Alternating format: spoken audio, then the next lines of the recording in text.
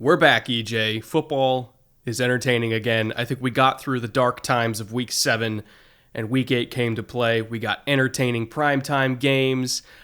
We got some really awesome, 10 a.m., at least 10 a.m. for us, Sunday games. Gone are the days of blowouts and just garbage. We're back to good football. We had a long streak for a long time, took a dip, and now I think we're back to peak NFL weirdness. We have a lot to talk about this week. Week 8 was a doozy. We just had the trade deadline happen today, so we're recording the night of Tuesday now that we've seen all the trades go through and all the big news.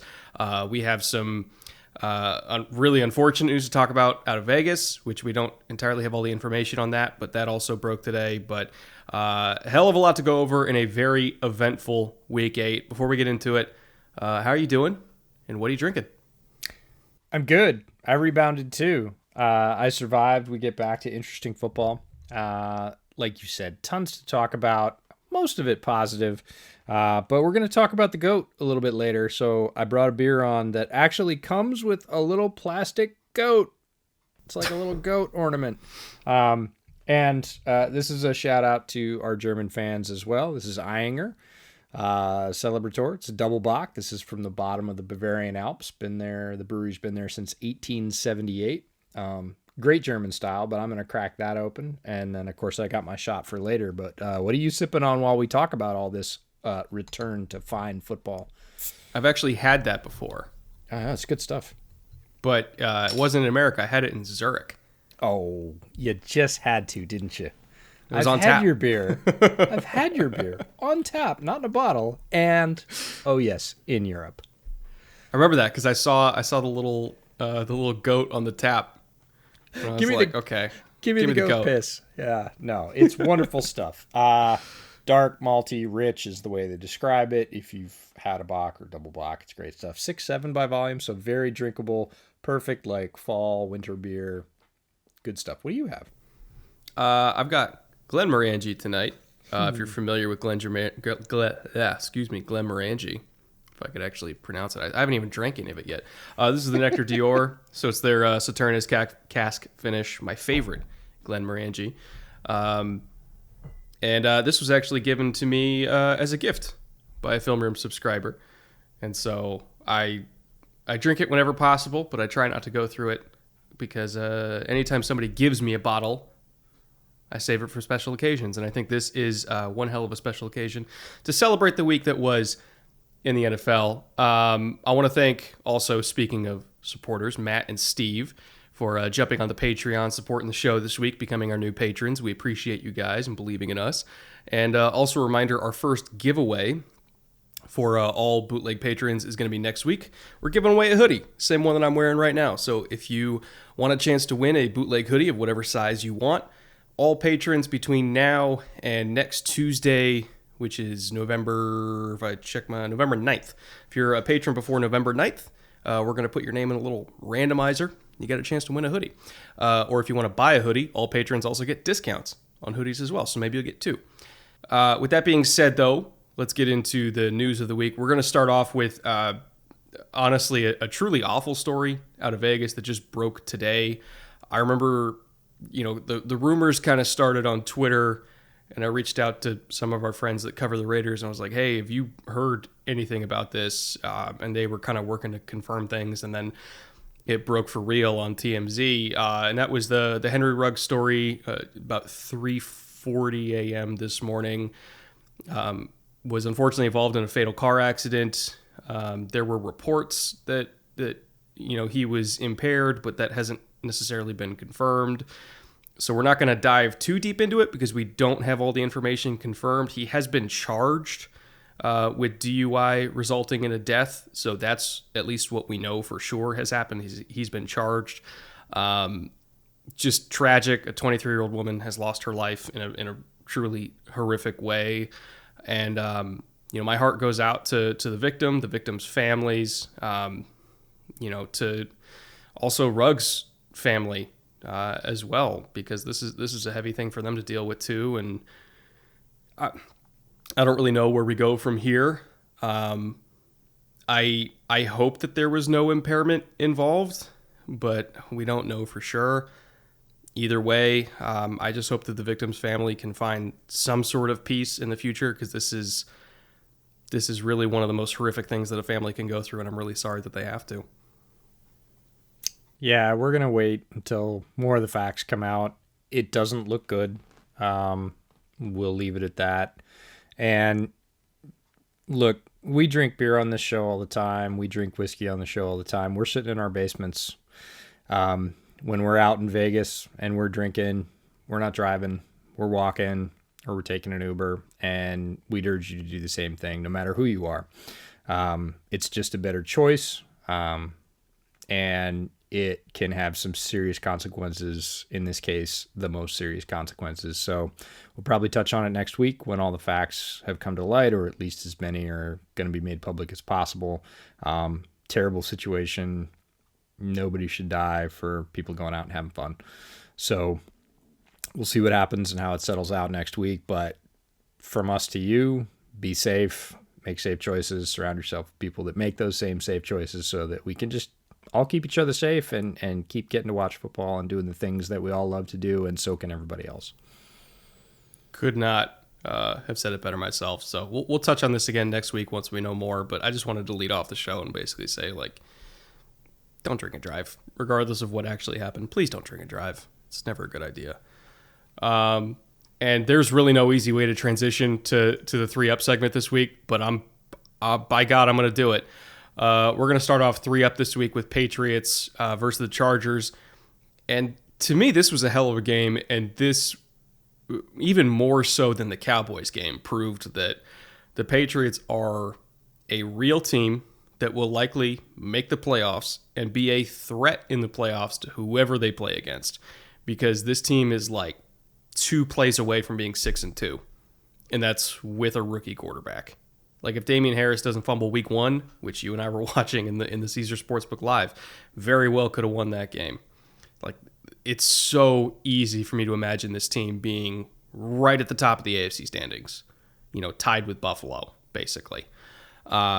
So the Patriots are for real. The defense is great. The offensive line's kicking ass. The run game's kicking ass. But more importantly, Mac Jones, in his first, 7-8 starts here, unbelievably efficient, has now gone 2 straight games without making any mistakes. Like, 0 turnover-worthy plays.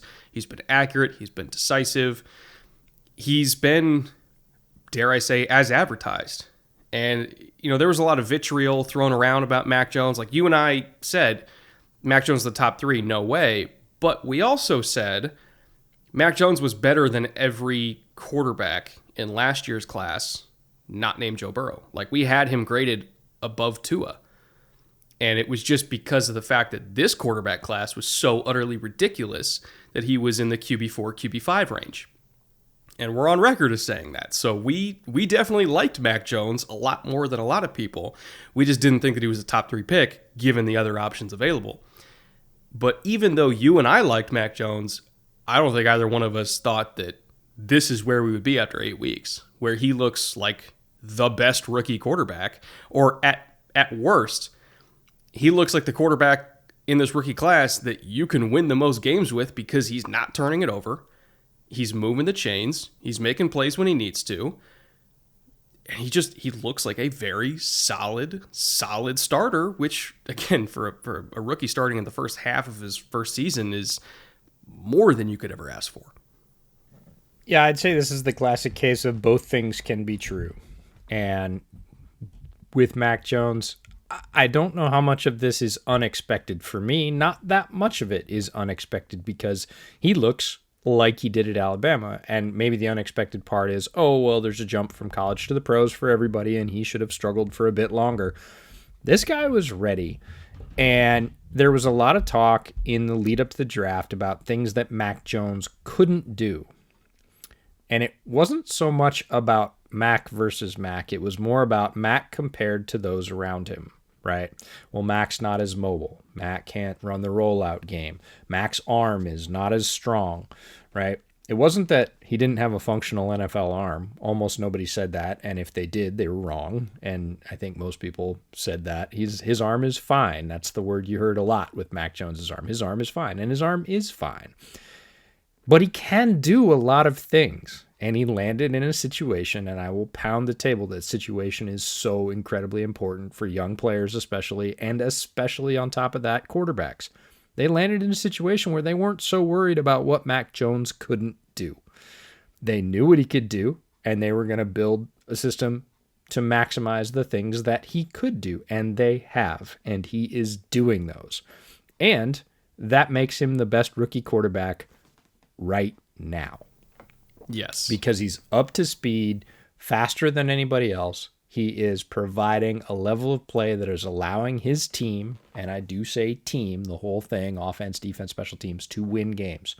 He is not endangering them. He is doing things on time and on schedule, just like he did at Alabama. So we have a combination of a player, a situation, a scheme coming together that is allowing him to, yes, absolutely, hands down right now in terms of results, he is the best rookie quarterback. Will he be the best out of those quarterbacks 4 or 5 years from now? Maybe. But there's, I think, less likelihood of that. I'm not terribly surprised by what's happening right now because it looks a lot like Mac Jones at Alabama. And he landed in a situation where they were ready to let that happen right away. They're letting it happen, and it's working. I also want to touch on another rookie in this Patriots class that's really coming into his own. That's Christian Barmore. You had him as your runaway number one defensive tackle in this class. I had like a 1A, 1B situation with Levi Onwuzurike and Barmore as my like 1B. Depending, more system dependent than anything between the two of them, but you were like all in on Barmore. And he's absolutely living up to that, in my opinion. He looks like a perfect fit for what they like in a defensive tackle, which is, do you need him to play 5? Okay. You need him to play 4I? Okay. 3, shade, true zero, whatever. He kind of does it all for them, and you're seeing the first step quickness. You're seeing the power in his punch, especially when they're running all these games, because traditionally, New England likes to scheme up pressure with different stunts and everything like that. And he's been so valuable as the picker on those stunts where he just messes stuff up and then everybody else kind of cleans up. And then if people kind of unstick from him early, again, he's so strong that he can peel off and finish the job himself. But he's really looking like a perfect fit for what they do. And the early returns traditionally on defensive tackles, like it takes a little while for like defensive tackle and tight end are probably like the two positions, like non-quarterback positions where it's like, okay, like year 2 is when you really expect them to start making a big impact. Nah, we're like 8 weeks in and he's making a big impact for what this defense needs him to do. So, early returns on this Patriots draft class. Like, I feel like it's been a while since we've said that about a Patriots draft class where like they're just hitting on all their guys, but so far, yeah, they're hitting on all their guys.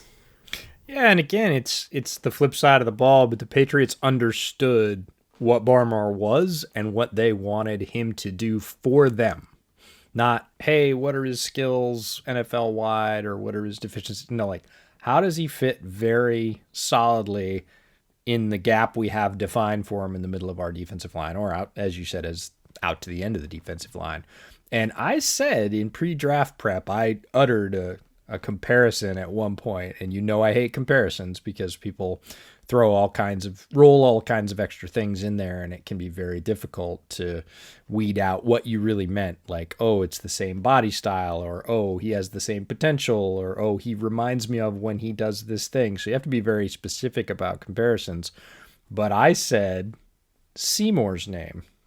And you were like, oh, hey, wait a minute now. And I was like, I'm not It's like, saying, that's a Hall of Famer, sir. Let's calm down. Yeah, I'm not saying he's Richard Seymour right now. I'm saying there are things he does that remind me of a young Richard Seymour. And you were still like, I don't know. And when we were talking about it pre-show, you're like, he kind of looks like Seymour. And I'm like, interesting that. And he does. They're moving him around. They use the athleticism. They use the strength. Matt Judon is loving this, right? Because he knows that big guy's coming inside and can clean out a guy and a half and make him a hole to get through. And same thing, if you say, oh, he's a rookie and he's if you say only about Barmore, you're going to find out really quickly that that's not a great phrase to use around. Oh, he's only good for the strength of the pick, or he's only good one-on-one. No, he can two-gap, he can double team. And like you said, if you let him go, he's ridiculously quick for his size, and he's going to finish. And people are going to find that out, and pretty soon they're going to be saying, we only need to double team him. Yeah, no, I'm going to give you all the credit in the world. You were right on that comp. Because not that I didn't like Barmore. Again, I had him as like my 1B defensive tackle, but you were just like, that's the dude. And yeah, you're right. That's the fucking dude. He's been that kind of guy. On the other side of the ball, in terms of rookie trench players that have been phenomenal, Rashawn Slater. There was a lot of debate pre-draft. Who is OT1? Is it Penei Sewell? Is it Rashawn Slater? There was a lot of people in the Penei camp. There's a lot of people in the Slater camp. I think you and I were in the, what's the team to determine like who do we really like better. I think in most instances you and I were like, well, Sewell's got the physical gifts. Like you can make him work pretty much anywhere. But in like a zone team that needed either a tackle or a guard or a center, like just somebody you could throw in there and they're going to be good no matter what, Rashawn Slater, I think you and I agreed, was that kind of guy.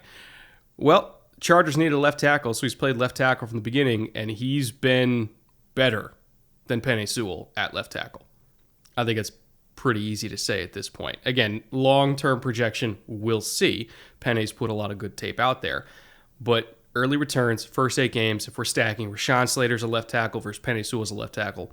Rashawn Slater's not only better right now, but he's been one of the best left tackles in the league. I'm talking going up against a who's who of pass rushers, one-on-one on an island. Myles Garrett, like whoever you want to throw at him, he's going against, Bosa in practice. And he's been awesome. And he's been quiet. And if you get a quiet rookie offensive left tackle, you won. Right? That's it. If you get anonymity, if you get, man, I really haven't heard anything about him as a rookie starter at left tackle on an offense expected to do things. And again, he's out there on an island. You're not giving him a ton of help. You won. You got exactly what you were looking for in the top half of the draft. And the big thing that always kind of caught me was the guard or tackle debate with Slater. And just from positional value, like I was like, you try him at tackle, right? Because I think he can play tackle. And I'm of the opinion that you play him at tackle until they prove they can't. And not all tackles can switch to guard. I know a lot of offensive line guys, Duke Manyweather, like just because they can't play tackle doesn't mean they're good at guard. You're right. But we were talking to Brandon Thorne, who works with Duke and whose opinion we trust very highly, and rightfully so. Brandon knows more about offensive line play than we do by far. And he was like, no, I actually think he might be a better guard. And it was like, okay, I respect that, but I'm still, from positional value, if I'm going to pick him in the top 10, I'm going to try him at tackle. And left or right, I don't really care so much. Wherever he's more comfortable is my answer if you're spending that much draft capital on him. If he really loves left, fine, play him at left. Could he play right? I think he could. We'd see, but honestly, if you put a guy in at left tackle, you try it and it works. Again, you leave won. Him there. You don't have to move him. He's winning one-on-one, and that's the greatest positional value. Now, if he doesn't work and you slide him inside the guard and he turns out to be a great guard, cool. Guard salaries have come up over the last 5 years. It's still a good value for your team, but it's not the same as having what looks to be, in the early going, a franchise left tackle that you could just leave out there and run your game plan around, not through or with help. I kind of had because I saw what people saw where it's like, oh, you kick him into guard, he'll be an all-pro. And I was like, yeah. But I think the insinuation with a lot of those kind of look at Zach Martin. He played tackle in college. Honestly, Zach Martin could have been a solid tackle in the NFL. I truly believe that. But he's an all-pro guard. With Rashawn, I was kind of like, he's a Pro Bowl tackle and a Pro Bowl guard. I didn't think it really mattered. I was like, he's a Pro Bowl regardless, and you're just taking him where you just take the best offensive line talent, and if you already have tackles, fine, you put him at guard. If you already have guards, fine, put him at tackle. Like, that's how I saw his value. where he was so so team agnostic, where it's like, Christian Darrisaw, you're playing him at left tackle. You're not playing Darrisaw at guard. But with a guy like Slater, if you just want to get your best 5 on the field, like that's the value I saw with him. But you're right. If you think he could play tackle, try him at tackle first. And if he works there, fine. You got a tackle for the next 12 years. You're good to go. And so far, at least, Chargers look like they got themselves a tackle for the next 12 years, which I can't remember the last franchise left tackle they had. Okung was good there for a time, but like long-term starting offensive tackle, like I literally can't remember the last time they had one. So it's been a hell of a pick for them so far.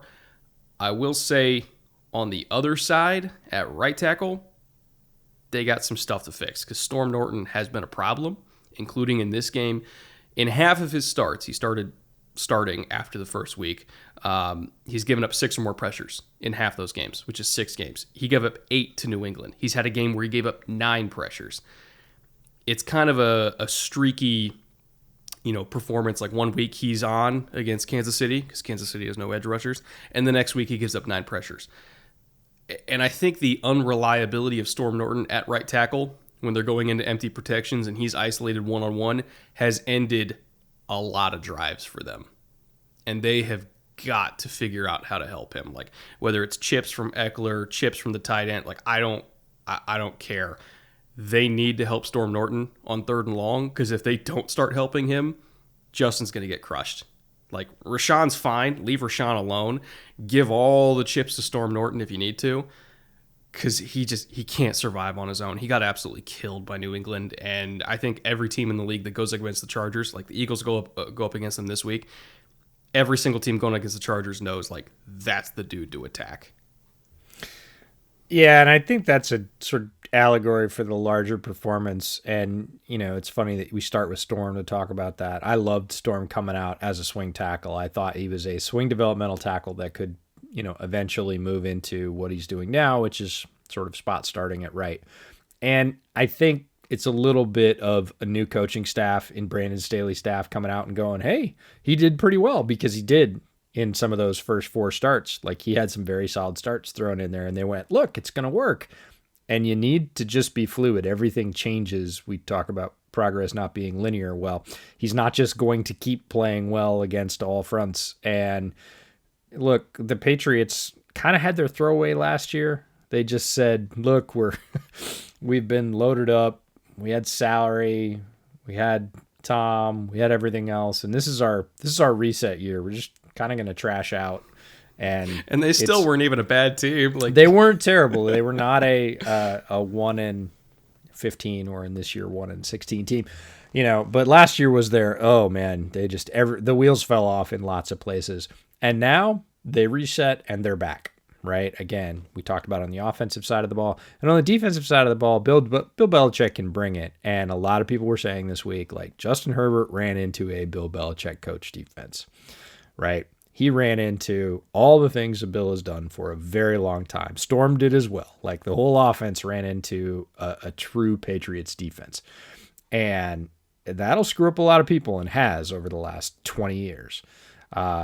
And so I'm not surprised Storm had a bad game. I'm not terribly surprised Justin had a bad game. That's kind of why we had this one on our watch list was, the Chargers aren't playing quite as well as expected. They started out super hot, and they've leveled out. The Patriots took a little while to get going, but now they're warmed up, and they are, a contending. We talk about that wide middle of the pack. They are a contending team in that wide middle of the pack. So the Patriots have come up. The Chargers slipped down a little. They're kind of at the same level. It'll be really interesting to see what happens. And we got to see on Sunday what happens when Bill brings his defense against what is a very good offense, and Mac Jones on the other side plays very efficient football against what can be a great defense, but they've been a little leaky this year still. So the Chargers have some adjustments if they don't want to keep slipping. And I think that's a hard lesson for a new head coach, is like, man, I got all this talent and we started out really well and we're not there right now. So it's kind of like go win every week. People say it's really hard to win in the NFL on any given week. And I think Brandon Staley and his staff are finding that out right now, that, we've got to treat each week as its kind of own little book. or we're going to lose more of these things than we win. And he knows he has more talent than that. So it'll be really interesting to see how they adjust. And here's the thing, even with the 2 picks that Herbert threw, they still only lost by 3. Oh, yeah, it was a competitive game. They put themselves in bad positions, and they still only lost by 3. So it's like, they'll be fine. You know, it's one of those where it's like 2 good teams are facing off against each other. Difference in the game is like 2 or 3 plays. 2 or 3 plays went the Patriots' way, and they won. Same thing happened to the Patriots in week 1 against the, now we know in hindsight, terrible Dolphins. 1 play went against them with the Harris fumble, and they lost. When 2 good teams play, that's why the NFL is so great, is because you don't get 7-game series like the World Series that just ended, tonight. You get 60 minutes. Don't fuck up. That's it. More than 2 or 3 times, because that's the margin, right? They say it's a game of inches. That, again, I just said it's hard to win on any given Sunday, and sometimes that sounds like coach speak. It's not. Everybody's talented, and it's a very few number of plays, and we're going to talk about another game that, could have been very, very different, had just, literally 2 to 3 plays in the first quarter gone the different way. That game would have cracked wide open, and we would have had a very different contest. The margin is so thin.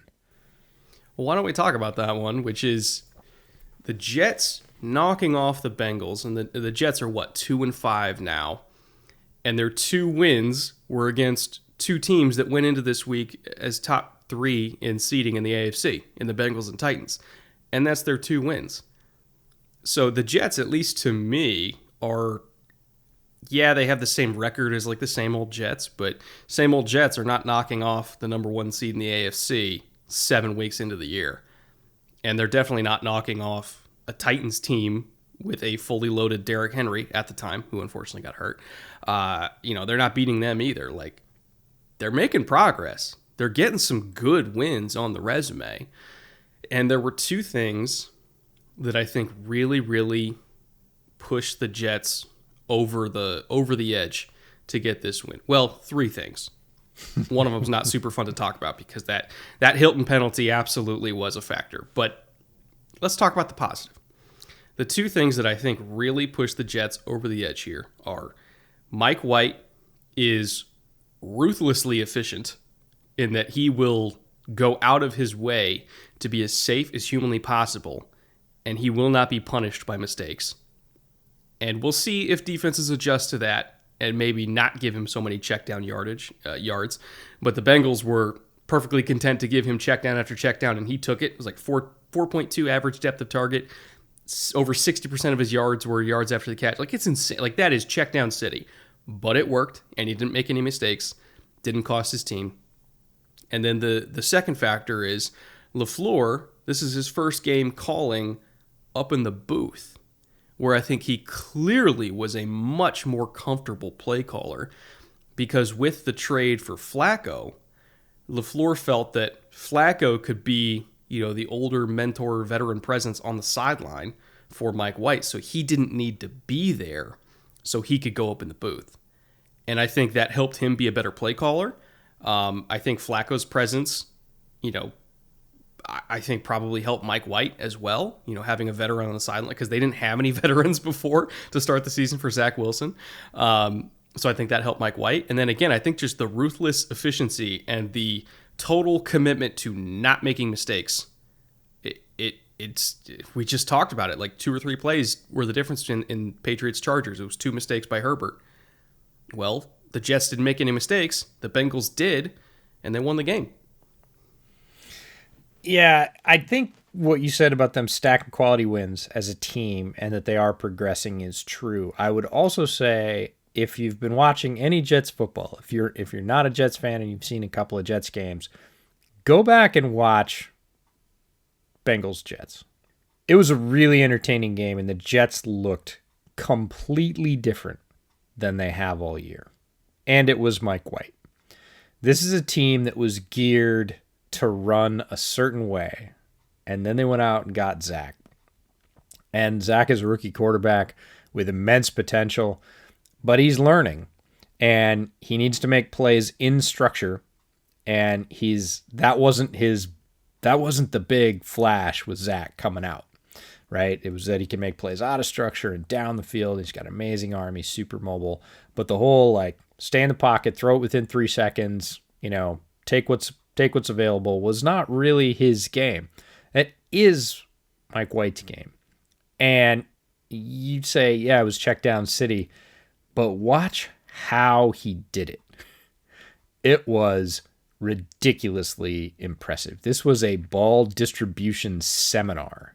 Mike White, for the first 11 throws, was 11 for 11. And I don't know what his average time to throw was, but I would say it was about 2.2 seconds. I think I actually have that data. I'll pull it up for you. So fast, like fastest in the NFL. I think the fastest time to throw is Ben Roethlisberger. I think he's like 2.6 or something. Mike White, for his first 11 throws, he was like Mac Jones is playing, but faster. He would come out, he'd be like, 1, 2, that's what they're giving me, bam. And the ball was on target and it was out so fast. And those first 11 throws were all short, yes, but dimes. And again, to the open spot, to the right place, to what the Bengals were giving him. And the Jets were just marching. Now, they marched down. They scored their first points in the first quarter all year. They scored a touchdown on their opening drive. They elect to take the kickoff, which is a ballsy move for Robert Saleh for an offense that hasn't been moving with a quarterback that hasn't started for you before. They march right down and score a touchdown. Bengals come back. They get a 3 and out. The defense pitches a 3 and out. So you go right down, score 7, get a 3 and out. They get the ball back. White's coming down. He throws his 12th pass, and it is a tip by the receiver, and unfortunately, it is an up tip. It was an accurate pass. Yeah. It was an up tip, and it gets picked. Bengals on a short field. Joe Burrow and that talented offense just tore apart, their rival the week before on a short field. What does the Jets defense do? They pitch a goal line stand. The Bengals come away with no points.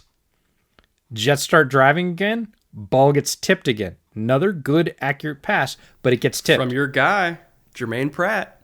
I know. Yeah, there's good players on both sides of the ball in the NFL. There's Jermaine Pratt. Logan Wilson was covering Michael Carter all day. We'll talk about Michael Carter in a bit.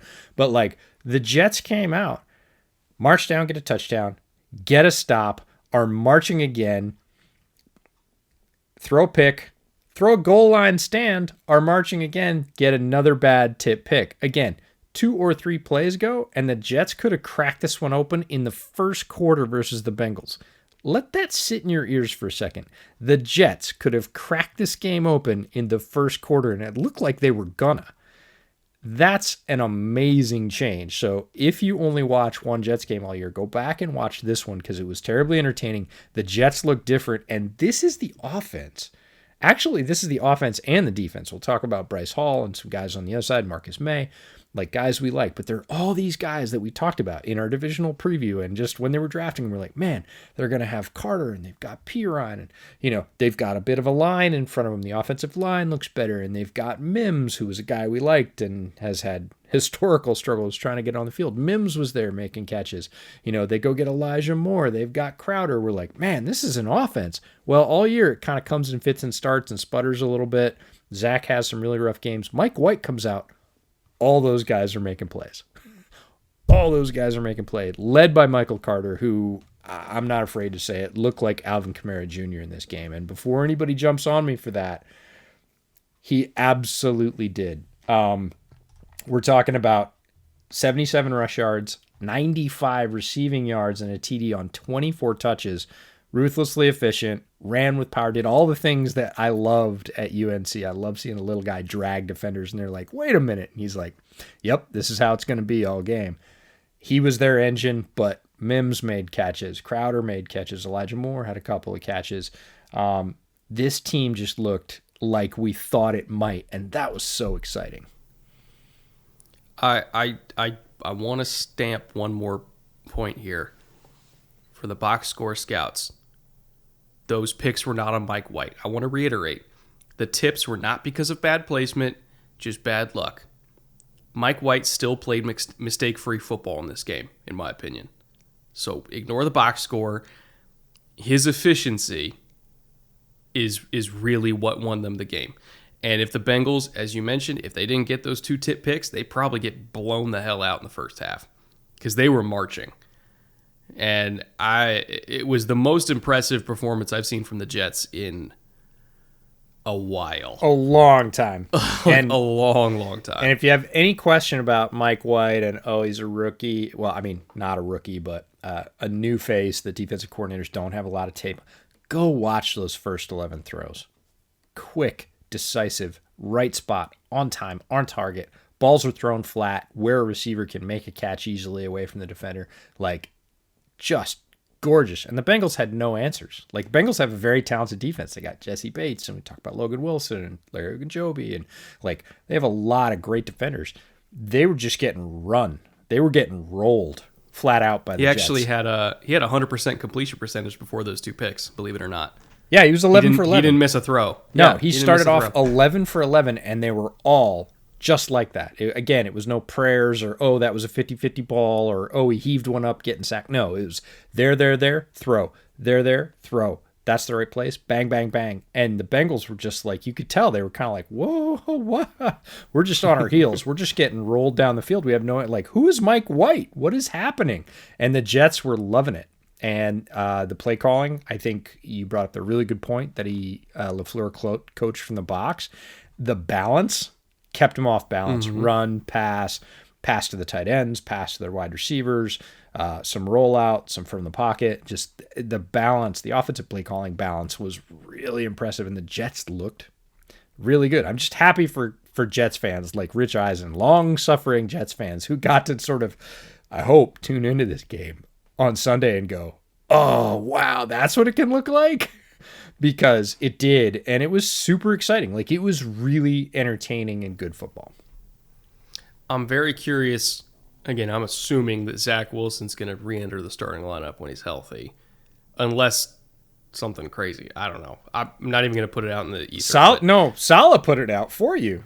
He said in his press conference, all options are on the table. He said Mike White... he said it right after the game. He said if Mike White continues to play this way, all options are on the table. He cracked that wide open in the New York media market right after the game. Bro, it's been one game. What the fuck? Well, I mean, it's not like Wilson has been blowing the doors off. Yes, you spent a very high draft pick on him, but he's like, he saw what his team was doing. He was pumped. Did you see the sideline shots of Saleh? Like, he was like, this is what I've been telling you, right? This is what we can do as a team. I told you, and here it is. And it was laid out for everybody to see. He was so happy. You think he wants to roll that back? We'll see. It's going to be very interesting. It's going to be a great story to watch. If he keeps playing like this, I guess they'll give Zach all the time to recover he needs. All the time to develop holding a clipboard he needs. We'll see. I'm not saying it's going to continue. It often doesn't for quarterbacks getting their first few starts, and that White qualifies for that. But, boy, this Jets team was absolutely humming on Sunday. It looked like a whole different team. So if he can keep that up, good for him, good for Jets fans, good for Robert Saleh and his coaching staff, and sort of having everybody buy into that message, right? I was promising, and it wasn't stacking wins, and now this, like, the film had to be so fun. I'm sure they got Monday off. They rolled into film today, and, like, every room was probably like, yeah, that's right, we did that to a very good team. Uh-huh. One film that the Bengals are probably submitting to the league as a complaint is that penalty at the end that we have to talk about, because that did probably help swing the game. Like, Bengals were driving. They got stopped up to a 3rd and 11, Jets were driving, excuse me. It got stopped to a 3rd and 11, so the Bengals had an opportunity to stop them and then get the ball back for Joe Burrow to potentially go win the game. And Hilton got penalized for a helmet-to-helmet that, to be honest, probably shouldn't have been penalized. Like, I understand by the letter of the rule, but, like, by the spirit of the rule, like, you have Hilton going as low as humanly possible to make a tackle. And the running back, who's, I think it was Carter, right? Who's 5'9", also goes low. And just by virtue of him going low into Hilton's helmet, it created a helmet-to-helmet situation. Like, the defender's already going low. Like, he can't pull up out of it, or else he would literally be launching into Carter's chin. So it's like, what do you want him to do? Always tackle high and miss every single tackle? Like, I think it should almost be like a tie goes to the runner type thing, except tie goes to the no flag, where if one guy goes low and the runner meets him low, it's no flag, because there's literally nothing a defender can do about that. And I think it was kind of a bullshit flag. Bengals fans obviously thought it was kind of a bullshit flag. Even I saw Jets fans were like, yeah, I can see why you're upset. Happy they got the win, but could see why you're upset. And that's the kind of play where it gave the Jets a first down and it was game over. And I'm not saying that Burrow absolutely would have driven back down the field after a punt and won the game, but I think he at least deserved a chance. And he didn't get that chance. So I can absolutely see why Bengals fans, and probably the Bengals themselves, are complaining to the league office right now, saying like, hey, refs shouldn't be deciding who wins and loses. Swallow the damn whistle. Well, I'll throw one out there that's probably even spicier, because you said letter of the law, right? And the way the rule is written, it says if a player lowers his helmet to initiate contact, that it's flag. That's penalty. So you think it should go against Carter? Because he lowered. If you call it the way it's written, yeah, that's a flag on Michael Carter, and they do not call it that way. That's the rule says if you lower your helmet to initiate contact, and it doesn't say offense or defense, and it should be called on both sides, and running backs do it all the time. That's their job description. Bro, that's the gig. They get to somebody. They don't go, all right, face up, right? They hunch, right? No matter whether they're putting it in their chest or trying to break through an arm tackle or whatever else. That's what they do. They ball down and they drop the crown of their helmet. But because they're an offensive player, they largely don't get called for. In fact, I don't think I can ever remember, maybe once, where an offensive player has been flagged for lowering the crown of their helmet. Last one I can remember is Trent Richardson in 2015. Yeah, that's a long time ago. And they've updated the rules since then with new emphasis, again, largely to call it on the defenders. And look, we know it's an offensively tilted league and whatever else, but if you're going to call it by the quote-unquote letter of the law, that flag goes to Carter, because Hilton came in nice and low as he could, and Carter's short, and he dropped his helmet into Hilton's helmet. So if you really want to, you call it on Carter. I'm with you as a fan of the game. And quite frankly, in terms of just fair football, like Carter and Hilton came together after the play. They were talking about it. They were laughing. Carter had his arm around Hilton. He's like, man, yeah, there's nothing you could have done. I know you didn't mean it. They were just talking about it while the review was going on. And there's no bad blood, because it wasn't targeting. He wasn't trying to take his head off. Football. None of that. Yeah. And, they just kind of said, it's the way it goes. But I'm with you. I'd rather have the refs swallow the whistle. But, if you're going to call it on somebody, call it on Carter, right? And, but I don't want to see that either, because the answer is, what do you want Carter to do? Just stand up there and take shots? Same as Hilton. What do you want Hilton to do? He can't go any lower. If he goes up, he comes into his chin. Like, there's no real good answer. So I like the push solution a little bit better.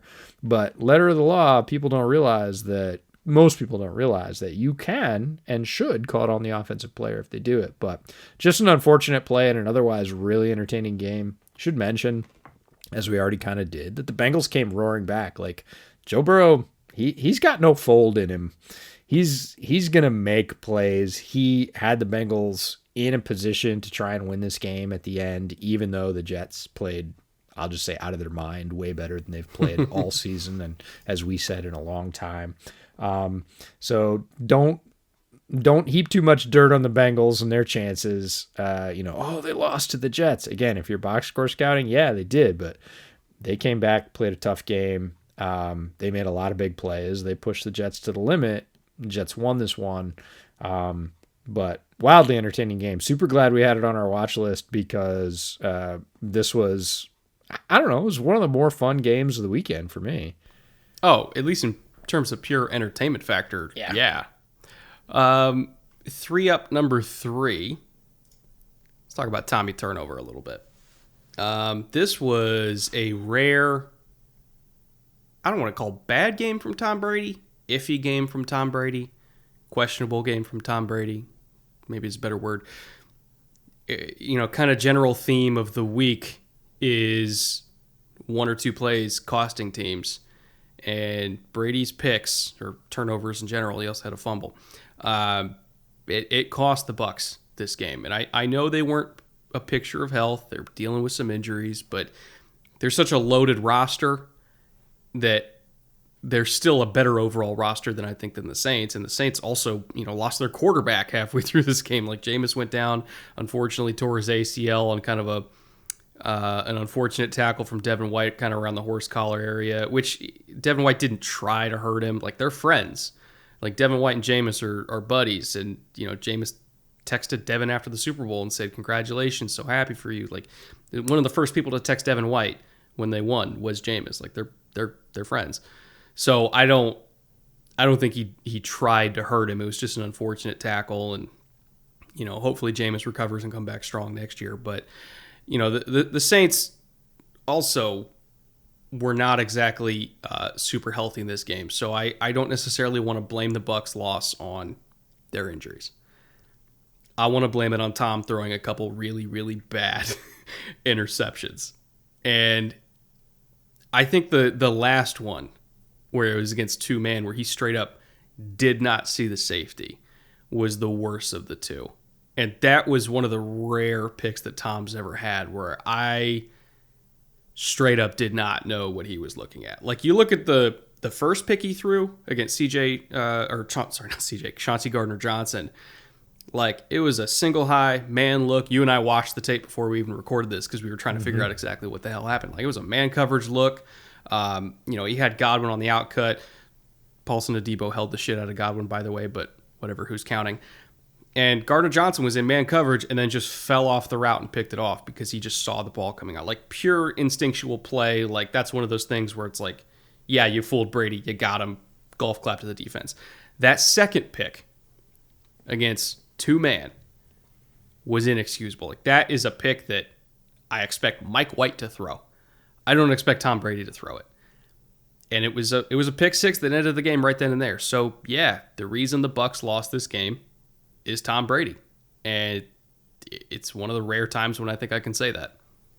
Yeah, and the Saints have his number, right?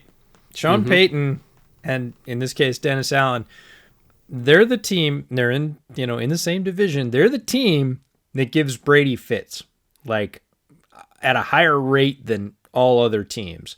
The Saints have Brady's number. Now, do they always beat him? No, of course not. He's Tom Brady. But if Brady has one of those games during the year, it's usually one of the two Bucs games, right? He doesn't usually get got in both. But he got in this one. They got to him. You mentioned it earlier. He had a fumble. They sacked him. Pressure on any quarterback is not fun. Picking yourself up out of the dirt after being stomped on by guys like Cam Jordan is not cool. And it does throw almost all quarterbacks off. There are very few quarterbacks that can take a bunch of hits, good ones, and get up and be the same person. But on that second pick, it was right to left read, snapped his head in that crossing route, and threw it, and he just never looked past it. Right? It's like when you're shooting a rifle, knowing what's past your target, right? And he just didn't see him. And he got to him quick, and he let the ball go quick, and that was it. Came and cut it, downhill play, turns pick six. He just never saw him. But the Saints, they stopped Tampa Bay's run game. They had the same, Saints have been calling it hard hat defense, right? They had a couple from Gio Bernard that went for decent yards, but Leonard Fournette had nothing in this game. Like, he got stacked up, so they had to throw it. That forces, anytime you can take away one half of somebody's game and say, do the other thing, you're going to get more chances. And they took advantage of the chances. They caught those balls when Tom Brady threw them to them, and that's the difference in the game. 26 yards rushing total for Leonard Fournette on 8 carries. Which, I mean, going into the game efficiency-wise, the Saints were like top 3 run defense in the league in terms of like per carry efficiency. So I'm not like super surprised by that result. How many parlays do you think that killed? That game? No, Fournette. Oh, a lot. A I mean, 26. You expect more than 26 yards. Right, a lot. Yeah. Because I think in one of my pick'ems, I had him. God, what was the over/under? I can't remember what his yard. I think it was like 45 or something. Yeah, I was gonna say it feels like high 40s, low 50s would be like where you'd go. It's about. It's like, oh, again, maybe, but like you it's expect on the perfect 30. line. Yeah, and he got 26. Like that probably crushed a few parlays on Sunday. I also want to mention Trevor Siemian, who took over for Jameis, looked competent, made just enough throws, moved the chains just enough time without making crazy mistakes to get the win. Will he start over Taysom when Taysom gets healthy? Probably not, because I think Taysom just gives them a little bit more of a dynamic element with his legs that Sean seems to be enamored with. But I don't know. Maybe we'll see another like 2 quarterback system like they were trying to do before with Simeon and Taysom, so that Taysom can keep doing the special teams and receiver work and all that kind of stuff. I don't know. I guess we'll see. Maybe they'll get Phillip Rivers out of retirement. There's been some rumors of that. Still got a long way to go in the season, but right now, Saints are 5-2. They're looking at challenging for the division, believe it or not. And over the next 10 weeks or so, we'll see if they can pull it off. Yeah, that's the vote right there for the early vote for Sean Payton for Coach of the Year. We're talking about Taysom Hill and Trevor Siemian as his quarterbacks, and you just said challenging for the division in the same sentence. There are very few coaches in the league that can pull that off, and Payton, year after year, has that team achieving at a tremendously high level. They've had a fairly high talent level. Of course, they've had Drew Brees, and that's been a great source of stability for the organization, as it is with all great quarterbacks that hang out for a long time. The Aaron Rodgers, the Russell Wilsons. Like, a great quarterback covers a lot of ills, but Sean Payton, even when Drew was down, this year, no Drew, and rotating Jameis and Taysom, and now Trevor Siemian, 5-2.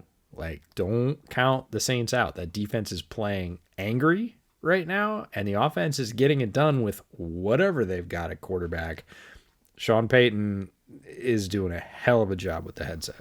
Yeah, he's, I would say him, Belichick, again, considering the expectations going into this year, him, Belichick, and gosh, considering all the injuries they've sustained, I would say John Harbaugh as well are probably like the 3 early favorites for Coach of the Year. Yeah, you got to put Cliff in there. Yeah, you could absolutely put Cliff in there. I don't know if I'd pull the trigger on McCarthy, because I feel like his coordinators do more than he does. I'm sorry. I just threw up in my mouth. Oh, LaFleur winning that game against the Cardinals. No, LaFleur for sure, but you said McCarthy in Coach of the Year, and I'm sorry. I just a little bit hit the back of my neck. So anyways, we'll move on so that I keep my beer down, because that's a very unpalatable thought. Yeah, overall, very entertaining game. Remarkable how the Saints just keep doing that to the Bucs ever since Tom Brady's arrival. And hopefully we get just as entertaining a matchup when they meet again. I think Christmas week, like the week before Christmas is when they meet again. So we'll get part 2 soon enough here. Today's episode is sponsored by Mack Weldon. Mack Weldon is a premium men's essentials brand that believes in smart designs and all of the high-quality fabrics that make up their daily wear system. The daily wear system is a selection of clothes that are all built to work together in any combination you want, whether it's their breathable t-shirts and polos, or their stylish button-ups and shirts, to, of course, underwear and beyond. Mack Weldon makes it easy for you to dress for work, leisure, or play with staples like their tailored Ace sweatshorts that pair well with their ultra-soft Pima tees, or if you're getting ready to start traveling again like I am, you can use their silver knit polo and radius shorts that are the perfect high-tech but also highly packable combo. And by the way, I have the Ace half zip and I've had it for well over a year now and I still wear it all the time. Could not recommend it enough. It's extremely comfortable and worth every single penny. So if you want to try anything from the Mack Weldon Daily Wear system, you can get 20% off your first order at mackweldon.com/bootleg. promo code Bootleg. And again, that will give you 20% off your order. Once more, that is macweldon.com/bootleg, promo code Bootleg. Mack Weldon, radically efficient wardrobing. Let's get into 3 down here. 3 teams, schemes, trends, whatever you want to call them, that had a little bit of a rough week 8. And we're going to call this offensive brownout because the following teams scored 17 points or less. Falcons, Dolphins, Steelers, and Browns in the same game against each other. Lions, Jags, Broncos, Vikings, Giants. That is over a quarter of the league. And the one thing that almost all of these teams have in common, with the Steelers being the one exception, is that they are not over 500. The Steelers are at 4-3, so they're barely over 500, but they're over 500. I think, to me, that signals more than anything else that in the modern NFL, if you can't score, you ain't going to win. A lot of these teams are absolutely horrifically bad. Not all of them are bad defensively. Some of them are pretty solid defensively, if not more so. But if you can't score, you can't win. You look at the best teams in the league. Cardinals, they can score. The Bengals, they can definitely score. The Bills, damn right they can score. But if you don't have an offense, like if you had to choose, like build a side of the ball first, build the offense. Because you at least have a chance if you could score 30 and then hold the other team to 28. But if you're not scoring 17, most teams in the league are going to be able to score 17 on you. I don't care how good your defense is. Most are going to be able to score 17 on you in any given week. And you're going to lose a shitload of games if you can't put up more than that.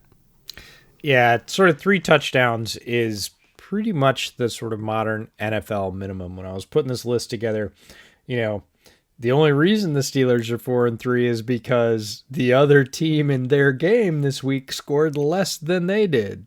The Steelers didn't score 17, but their opponent scored even less. So, pretty much every team on that list was a loser this week, with the exception of Steelers and Browns, because somebody had to win the game. They were both in the same game. But if you don't score, and I would say it's closer to probably 24. Now, I don't have data to back that up, but if you can't put up consistently 3 touchdowns, you're not going to be in many games. And honestly, even if you do, if I'd extended this to 20, it would have had teams like Kansas City, which had 17 points right up to the end of the game, and they won on a final field goal, 20-17, again, versus the Giants. So there are those teams in Kansas City this year, not a team we would have thought would be struggling to score points. They're struggling to score points. They're not a very good team. The modern NFL is a passing game. It's about explosive plays. It's about offense. And if you can't put up points, you're not going to be competitive. And this week, although we had, I would say, more entertaining games or more balanced games than we had last week, because again, we had some low-scoring games that were close, like the Steelers-Browns game, like the Kansas City Giants game, which didn't get decided until the end of the game. But in general, if you're rolling out expecting to score less than 20 points, you're going to lose way more games than you win. By the way, I almost want to throw the Texans into the group that scored less than 17 as well, because they were down 38-0 before the Rams put in backups. So yeah, they scored 22, but it was on backups, so does it really count? Let's in your real. Typical week. And again, even if you go to 20 or 22, I'd say anything sub 24. If that's your expectation for the week is, hey, we're going to go out and score 20 this week, you're going to be in a dogfight at best. And again, your margin for error is going to be razor thin in terms of turnovers or plays you just don't make or defensive plays you could have made. You just don't have, at that level, you have zero margin for error if you're only expecting to put up 20 points. That's all there is to it. The 16th ranked, there's 2 teams tied for 16th ranked in points per game. You know what the number is? 24. Exactly. 24.0. Like, that is the definition of average offense these days. I don't even know if you knew that. I did not. You said the number, but that is dead average in the NFL. Better lucky than points. Good, as the saying goes. One of the offenses that scores significantly more than 20 per game. They're actually ninth in the league at 26 per game, but still find new and interesting ways to make their fans miserable. It's Kansas City Chiefs. They're 3 down, number 2. The really weird, wacky, zany season of Patrick Mahomes continues, where I kind of feel like all of the almost interceptions that he threw between like 2018 to 2020, where we're all kind of like, oh my God, he did this amazing thing, and let's just ignore the pick that got dropped and look at the amazing thing. Well, now the picks aren't getting dropped. And now you're getting the flip side of the coin, you know, what the analytics people refer to as the regression to the mean of sometimes the bounces are not going to go your way and you're going to get picked like he did in the end zone this week on, quite frankly, a decision that I still am not 100% sure what he was thinking, doing this kind of laser beam jump pass that deflected, I think, off a face mask, if I saw it correctly, and went right up the air, and they got picked in the end zone. And I'm sorry. For a team with the expectations of the Chiefs going into this season, you should not have been in a position to possibly lose to the Giants.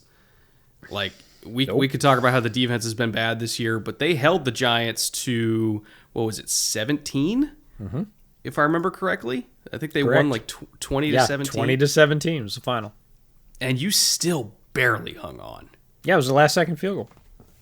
It's inexcusable for a team that we had this kind of expectations for to be barely beating the Giants, let alone the fact that they're already well out of contention for the number 1 seed, which we thought they were going to contend for. Now, like we're hoping for wild card with how broken this team looks at times. And Pat's got to clean it up. He's pressing way too much. Mm-hmm. He's bailing out of pockets he doesn't need to bail out of. He's doing the stupid pocket presence nitpicking stuff that we've been talking about for 2 years now. Like, ever since we started this podcast, we've always been like, Mahomes is amazing. One of the best quarterbacks we've ever seen. But he does this stuff in the pocket that drives us insane. We've literally been talking about this forever, and he's still doing it. And now, with the added pressure of the turnovers finally not going their way, every other aspect of this team is starting to get exposed. And I don't know how to fix it. Like, yeah, you're going to beat teams like the Giants, barely. But when you're going up against like actual real contending teams, they're getting the shit kicked out of them. And I don't know how to fix it. Yeah, the weird thing is they fixed their issue from last year. And this is one of those sort of exhibit A's of every team is different every year. Some things, maybe your core pieces, if you're lucky or a good organization, remain your core and you do carry over for some number of years in a row. But every team, every iteration, every assemblage of free agents and draft picks and returning veterans and UDFAs that make the roster, they're all their own unique thing. And you hear coaches say this, GMs say this. And, you know, the Chiefs are case in point. They fixed their problem from last year's Super Bowl. Boy, did they fix it. They needed the offensive line to be stable. And they threw everything at the wall. They took the old shotgun approach. And it worked.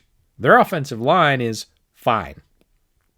Right? It is stable and it is providing nice pockets for Pat Mahomes to sprint out of.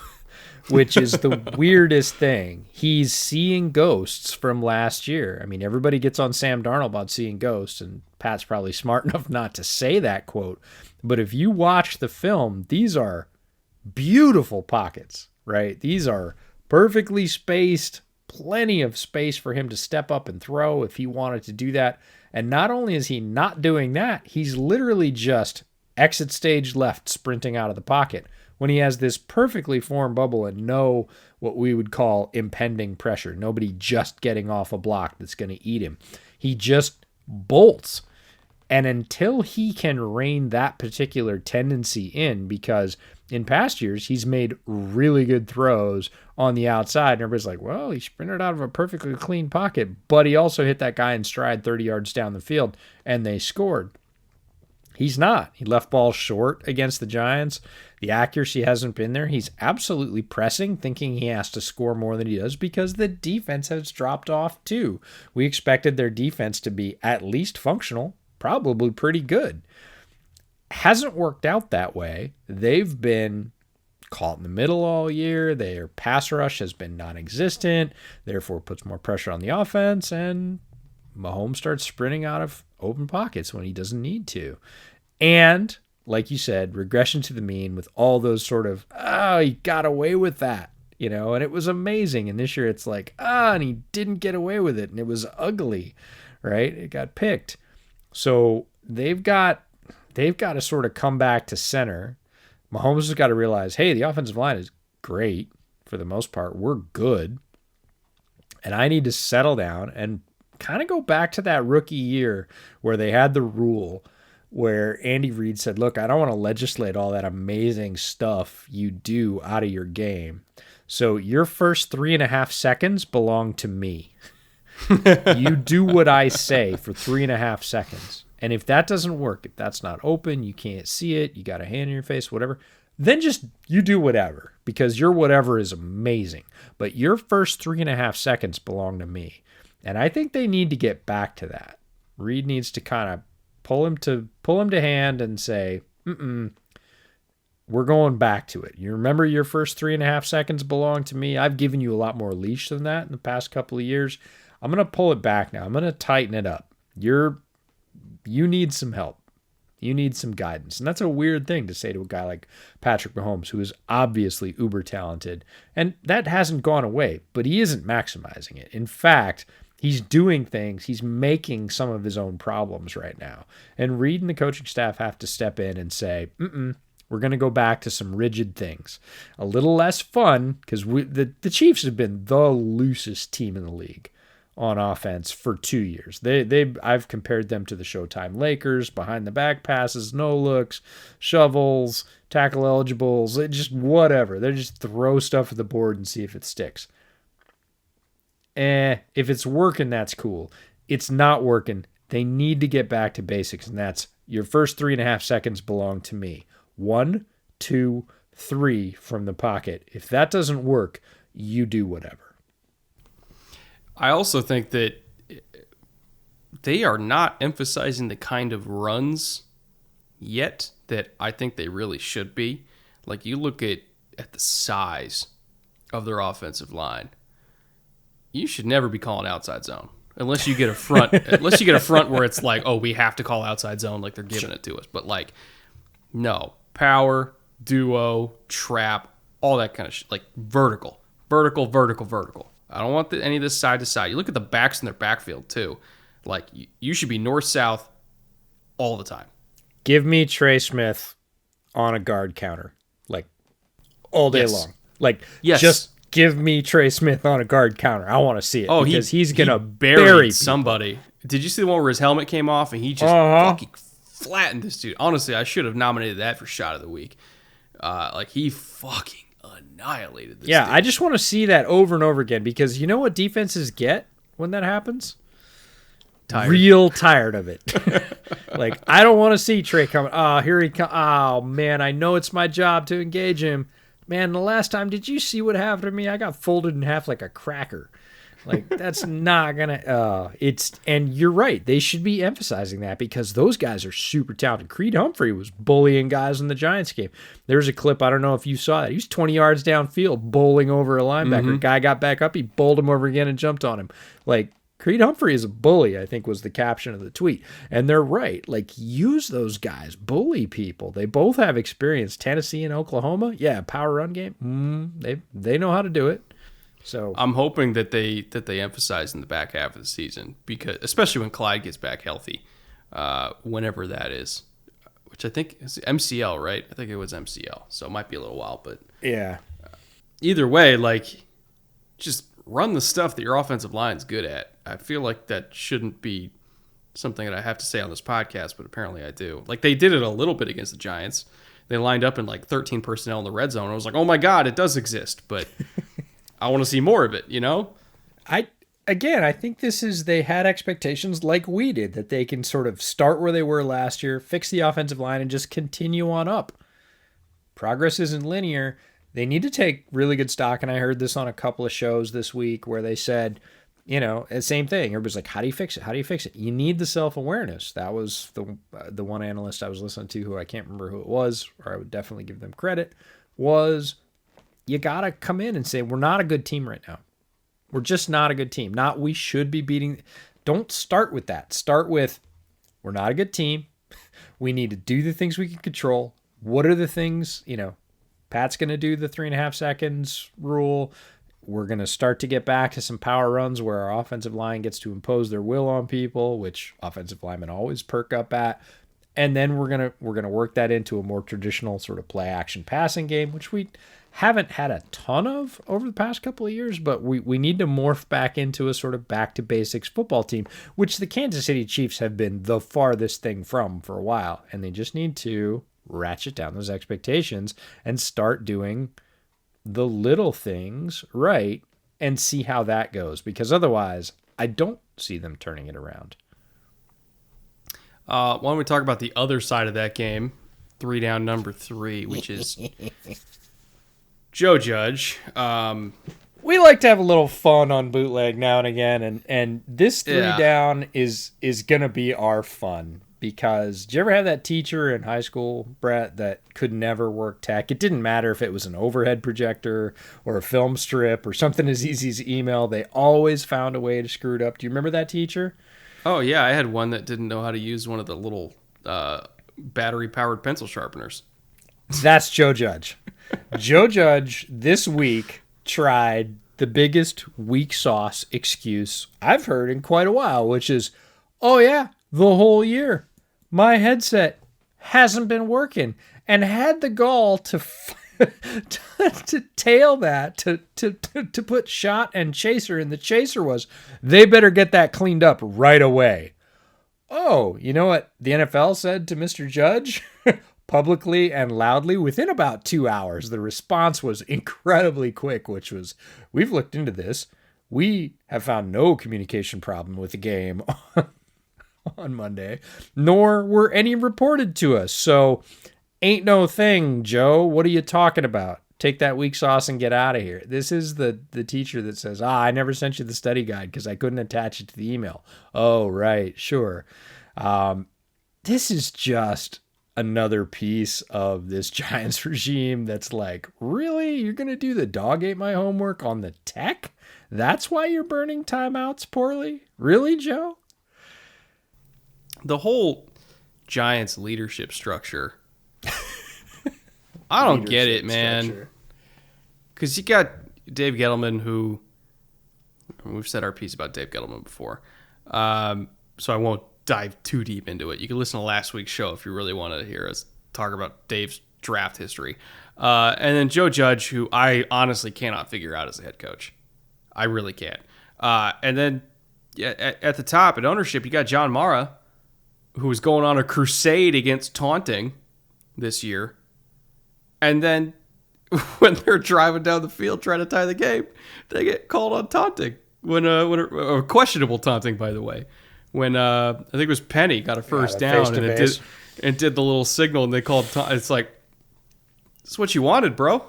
This is what you want. You want to legislate emotion out of an emotional game. There you go. There's your penalty. I kind of feel like that's what we could say about the whole Giants organization, though, is this is what you wanted. Like, this is a team made in your image. This is a roster made with your principles and beliefs. This isn't like you inherited this at this point. You're 5-6 years into this thing. Like, these are your guys, right? At the coaching staff, at the player level, like, these are your choices. And this is how it works. And the answer is, not very well. They're one of those teams solidly in the bottom left-hand quarter of that graph. And have been for a long time. We talked about it on last week's show. By Halloween, this team is typically out of it every year. Because his starts have been like 1-5, 1-5, 1-5, 2-6, 1-5, 1. They're always behind the 8 ball. Like, they haven't really had any hope from the get-go in 6 years.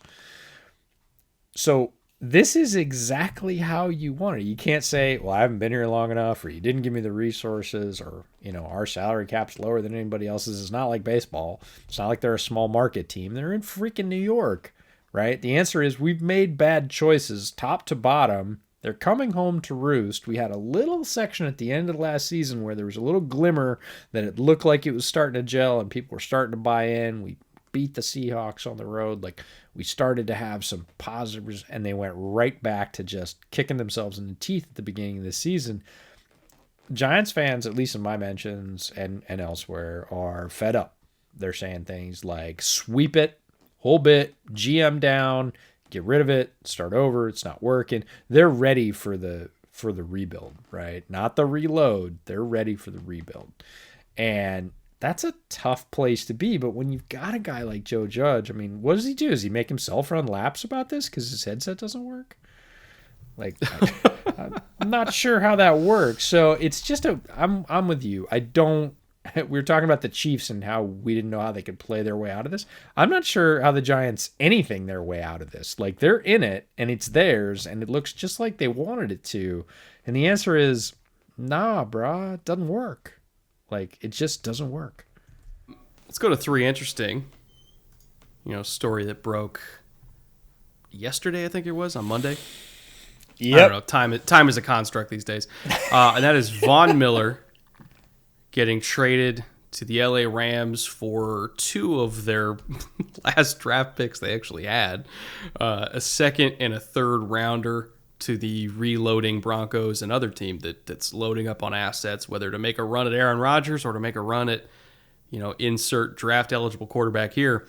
The Broncos need assets because they passed on Justin Fields when they had a chance, and they realized very quickly, oh shit, Teddy Bridgewater's not the guy, and neither is Drew Lock. We need to get a quarterback. So let's get rid of our best player. And that's where we're at right now, is Broncos ate a lot of Von's money. I think the Rams are only paying like $700,000 for him. That's what the Broncos did to push the compensation up into those 2 day 2 picks. And now you're getting Von Miller, Joseph Day, Aaron Donald, Jalen Ramsey, all in the same deep. I mean, need I say more? Like, it's ridiculous. It's absolutely ridiculous what they're putting together on this defense. And to me, this is a very interesting case study for how much do draft picks matter, which are assets that you can use to maybe get great players, versus using them to make sure you get great players. Like, how much can you do by using your draft picks to get proven talent and then finagling the cap to fill in everything else? Because you look at their total picks that they've given away. I actually brought up an article that has it listed out. So their first rounder, they traded for Stafford. Their second and third rounders, they traded for Vaughn. They still have a compensatory pick in the third because of the Brad Holmes hire. Their fourth, they gave away in the Brandon Cooks deal. They still have a fifth rounder, but they gave away the sixth for Sony Michel after the Akers injury. And then they have 2 seventh rounders, and one of them was from the Aqib Talib trade, and Aqib's a broadcaster now. So Stafford, Vaughn, and Sony Michel are what they're getting in next year's draft class. For me, I'm like, yeah, that's great. You're getting a Hall of Famer. You're getting a much-needed complimentary back because yours got hurt. And you're getting a franchise quarterback that you could potentially make a Super Bowl run with because your previous guy wasn't good enough, who you used to draft pick on. So I just think it's a very interesting case study of, like, how much do picks actually matter when you can take all the guessing out of the equation and just go get good players. Yeah, it's a different way to team build. We talked about it last week that I said that, Shanahan felt like the anti-McVay, and the reason I said that McVay was the other end of that spectrum was because he's ultra aggressive. He doesn't sit pat, right? He understands that they're slightly behind and doesn't try and match. He tries to get ahead, right? And he's done it sort of successively over the last 2 seasons in some very aggressive ways, Stafford being one of them. but changing his offense after sort of Fangio provided a blueprint to stop it, not saying, "Oh, I'm just going to make everybody." This is my favorite coach speak. Everybody just needs to execute better. That's not what Sean McVay said. He said, "I need to change what I'm doing," and then he said, "I need to change who's doing it for me." And he did that in very aggressive ways, and the rest of the Rams ownership and leadership backed him in those. And in this one, he said somebody came to him, the pro scouting staff came to him and said, "Look, we think Von Miller might be available." And his reply was, "You got to be shitting me." And, a player that I think it was Jordan Rodriguez said, a player he'd wanted for a very long time. And I'm like, yeah, no shit. Find me somebody that everybody wants Von Miller. Miller on their team. So, but the difference with the Rams is they went and got him. And apparently, well, not apparently, they did have competition. And they got it done. They had two. Do we know other who else teams. was in? We do, and I don't remember, but it came out after the trade that this was not a solo deal. Like, oh, well, they're the only ones offering. They had competition, and they moved quickly to polish it off. And again, that's that aggressiveness.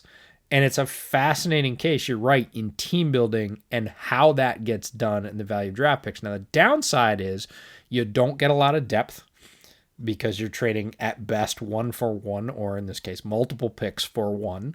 So multiple picks do not become multiple players. They become a single player. That player is older and expensive. So you have to go extreme on the other. And we saw it a little bit in last year's draft. I mean, the Rams had 3 draft picks.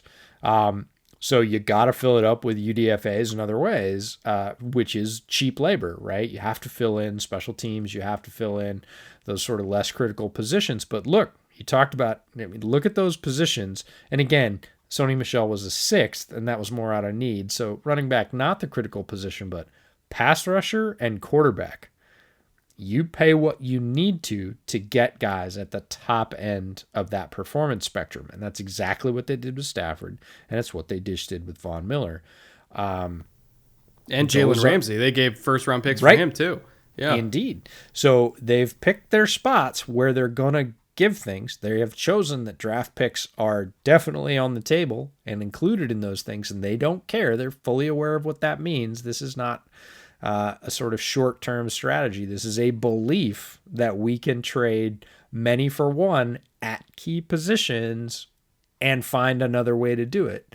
And that's newish thinking in the NFL at this level, that the Rams are practicing it. So it's going to be fascinating to watch in the short term. Like, how far do they get with those upgrades? How far does it carry them? What's the effect next year when we're looking at basically a 5th and, maybe a 3rd compensatory, the 5th and 2 7ths? Like, that's not typically enough to reload top talent on a team that either ages out or they lose in free agency. And how it makes them look 3 years down the road, 5 years down the road. So I'm with you. It's something that we'll be watching really closely because nobody's ever really done it this way before. 3 interesting number 2 are the other big trade deadline moves. We got Melvin Ingram to the Chiefs. Much needed pass rush help because they really don't have a great edge rush rotation right now. Frank Clark's not living up to his contract. Chris Jones was doing what he could out on the edge, but I mean, let's be honest, he's better inside. So they needed a guy that could just give them something off the edge. So they got Melvin Ingram. Charles Omenihu, which is probably my favorite of the day, to the 49ers. Really good inside-out versatility. With Javon Kinlaw hurt, they needed somebody that they could put next to Nick Bosa inside in third and long situations and work together with him on stunts and games. Really good power rusher. Uses his length well. Very, very underrated player. I think he's going to thrive in San Francisco. So that was a great pickup for them. They got him for like a mid-day 3 pick, which is, again, who cares? Like, the Rams are giving up 2 day 2s for Von Miller. Like, you can give up a day 3 for Charles Omenihu. Laurent Duvernay-Tardif to the Jets, which I did not get a look at what the compensation is, but he was just active for the first time this week since like 2019. So they weren't really using him, and he waived his no-trade clause to go to the Jets. And then the Broncos involved in another trade, sending Kerry Vincent Jr. to the Eagles because they are flush with corners. ever since passing on a quarterback to take Pat Surtain. Wink, wink, nudge, nudge. And so they shipped Kerry Vincent Jr. out to the Eagles. Out of those 4 moves, what would you say is your favorite? I'm with you that Omenahu is I think the low key sort of like longest impact possibility there, where I think he's going to fit in the system. He's an underrated player. I think he's going to thrive. He's got good versatility. They understand how to use him in the system he went to. I think that's kind of the like most chips in the pot pick there. Ingram is the most immediate, since we're not talking about Miller. We're really talking about the others here. Ingram's the most immediate. He didn't want to be in Pittsburgh anymore. He didn't feel like it was working out. He showed some flash early in the season. He still has gas in the tank. Chiefs just need him to have a few good games down the stretch. They don't need him to be, to eat 500 snaps between now and the end of the season. It's not that kind of usage. They need him to have, 350 good snaps between now and however far they go in the playoffs, if they make the playoffs. But they're not going to make the playoffs without pass rush, so it's a worthy gamble. And the compensation wasn't terrible for a guy like Melvin Ingram. Duvernay Tardif to the Jets is low-key good. Like, we don't really know what he has. He opted out for COVID. Famously, he's a doctor. He went back to his native Canada and worked, in a COVID ward. So he hasn't been active, hasn't been playing football, but was a pretty good football player when he was on the field. And the Jets can certainly use the depth. He might even start for them once he gets sort of up to speed. Again, super low compensation. I think it was a 6th. You said you didn't see. I think it was for a 6th, but I'm not sure. And then the Broncos one's fascinating to me because there was just huge, drumbeat for it's Kyle Fuller, it's Kyle Fuller, it's Kyle Fuller. They're going to move Kyle Fuller. They're going to move Kyle Fuller. And they end up moving a cornerback, but not Kyle Fuller.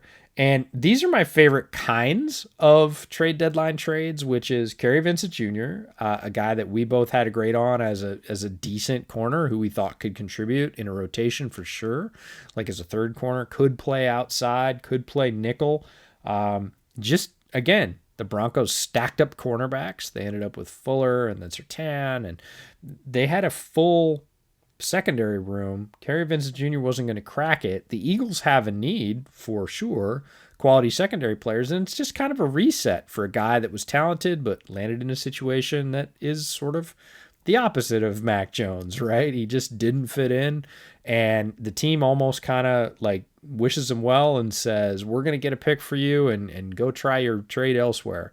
And it's an opportunity for him to start fresh with a team that needs it. And those are kind of my favorite moves on draft day. So I'm interested in following that one. But in terms of like now and later, Omenahu's the guy. 3 interesting number 3. And this is, one of the older storylines we're going to talk about. But again, we don't do this show till Tuesday nights and we'll release it ideally Wednesday. So we didn't get a chance to talk about this game yet, but I want to really tip my hat to the Packers for pulling off a win against the then undefeated Cardinals, despite missing the vast majority of their best players. Bakhtiari was out, Jair Alexander was out, Devontae Adams was out, Lazard was out, Valdez-Scantling was out, Tanyan got hurt during the game. They were down like 3 starting offensive linemen. Like Myers was on IR as well. Zadarius Smith isn't back yet. It's insane. Like when you look at their injury report, their IR list, like how many great players they're missing, and they beat the last undefeated team in football. And on the road in a short week, by the way. Like it's nuts. It's probably the most impressive win of the LaFleur era, and I don't think it's particularly close. To me, this shows that the Packers are for real. They're absolutely a Super Bowl contender, because if you can win that game, you can win any game. Like Aaron Rodgers, he didn't even really, quote unquote, do that much, but he was efficient. He converted some really crucial third downs. He let the run game do its thing, got him in and out of plays. LaFleur was completely in his bag in terms of play calling, just in a flow state almost, really, really clutch in terms of offensive design and game plan for this game. The defense played exceptional, again, despite all of their injuries and fresh faces like Whitney Merciless, fresh in town, lining up in sub packages and getting pressure on Kyler Murray. You had Eric Stokes was probably the corner they had with the most snaps for the season that was playing for them, and he's a rookie. Like, they were down so many bodies, and the defense still played out of their minds in the first half relative to what we're used to seeing from the Cardinals offense. Stuck mostly to two high shells and said, Kyler, go beat us, and they couldn't. Now, if DeAndre Hopkins didn't have hamstring issues, would the Cardinals have won that game? It's an interesting question to ponder because the offense absolutely looked a lot different with Hopkins on the field than not on the field. But at the same time, again, the Packers were missing Devontae Adams, so I'm sure it would look a lot different if Adams was on the field too. So if we're going to give the Cardinals the injury excuse, we should give that same leniency to the Packers as well. Overall, phenomenal game by them to pull off that victory. It really emphasized the power of team football and a next man up mentality. And usually teams that can just bully teams with that kind of dominance up front, even with backups, are going to go really far in the playoffs. And that game right there showed me that the Packers are likely going to go really far in the playoffs because it's rare, man. It's rare to see that kind of win. It's rare to see it with that litany of injuries, and that was the other story of the game, and there were a lot of tweets about this and just buzz that field is rugged for injuries. There's so many guys that went down just in this game. Not even, Devontae Adams was ruled out before this game, and a lot of those other guys were as well. There were so many injury stoppages in this game. It was carnage. Guys were going down left and right. Guys laying on the field. Guys carted off the field. Just a mash unit of a football game.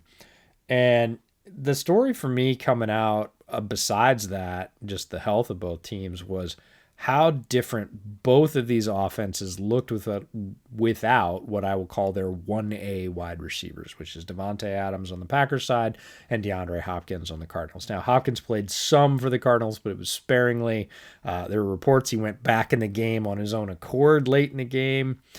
Cliff was pretty pissed off about that. He was basically running himself back onto the field. But mostly I concentrated on what these offenses looked like in what I'll call crunch time or really have to have it plays, third and long. And they both looked very, very different without those two players, right? And it got me to thinking, and I put a whole thread together. We'll put the link in the comments the day after about what 1A wide receivers really are, what they bring to the offense, and how important they are to the style of football you're playing. Because like you said, Aaron would have gone to Devontae Adams on a bunch of those plays, and he would have converted them. That's the power of having that guy that makes that play more often than not in almost any situation.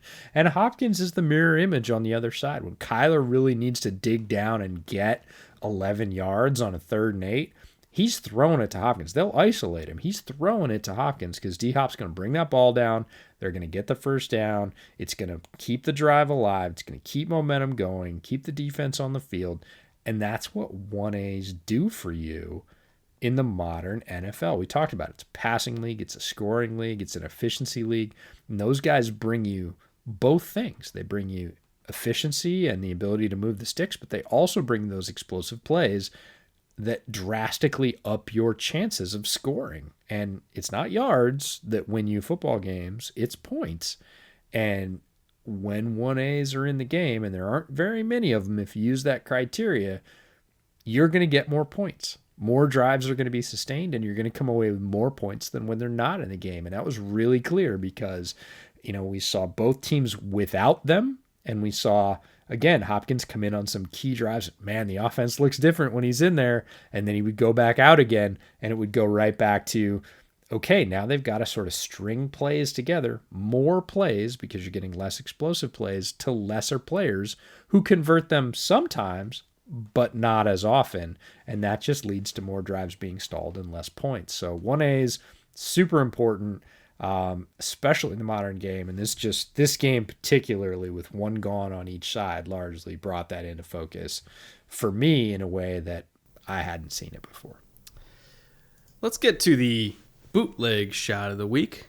Thump, thump, thump. Favorite segment of the week. Got my Cazadores here. I'm going to pour myself a shot.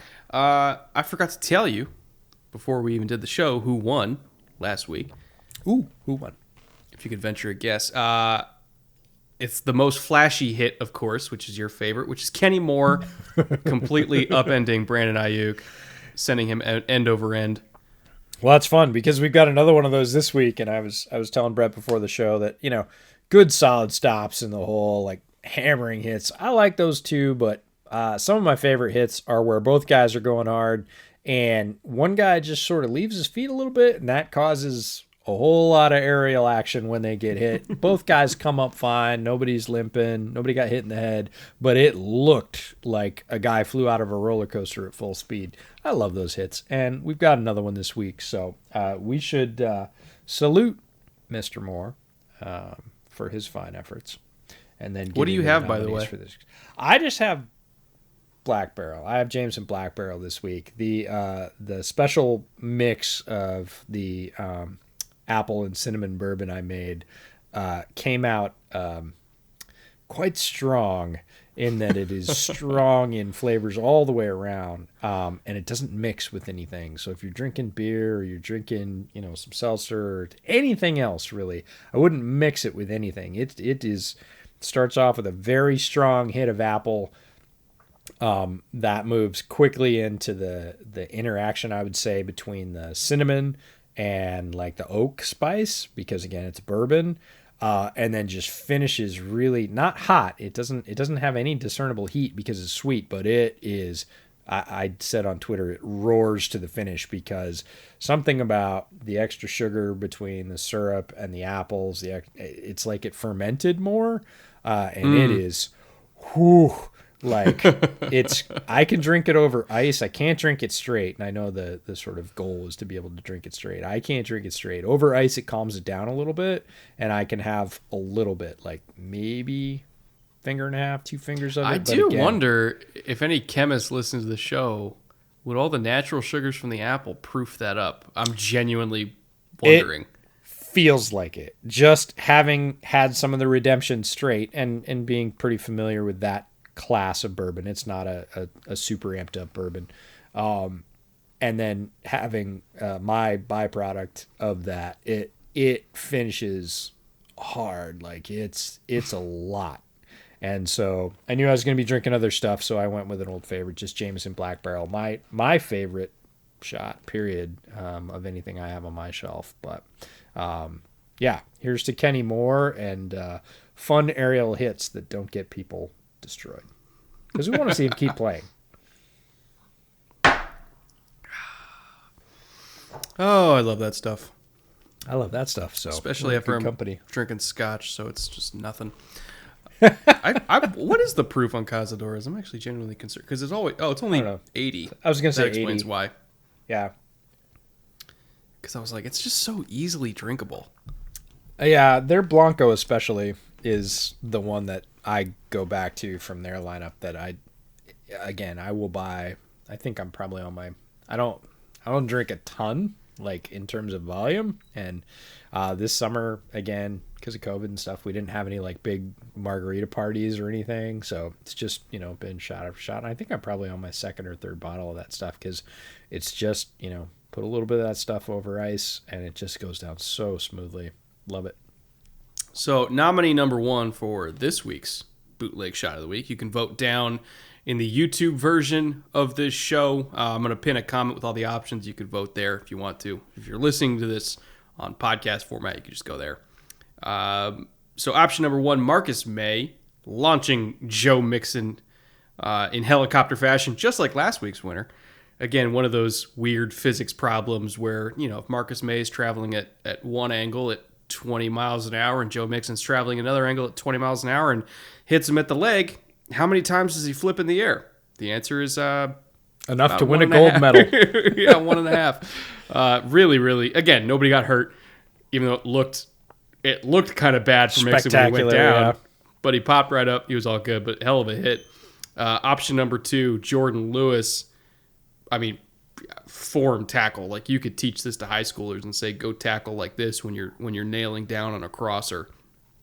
That was about a minute into the fourth quarter of the Cowboys-Vikings game. Xavier Woods is option number 3. This was probably my favorite of the week. Coming free off the edge on a fire zone call. Cooper Rush just did not see him, and he got detonated. I mean, just crushed. That's the revenge hit of the week, too. Xavier Woods, That's right. He's a former Cowboy. He's like, oh, yeah, you let me go? Okay, I'll remind you, I'm still a good football player. Whack. Oh, my God. He got absolutely nailed. And then the last one, kind of customary offensive line nominee. And when you watch the end zone angle of it, I'm actually watching it right now as I describe it just because it's so damn fun. This was on the Justin Fields crazy scramble for a touchdown.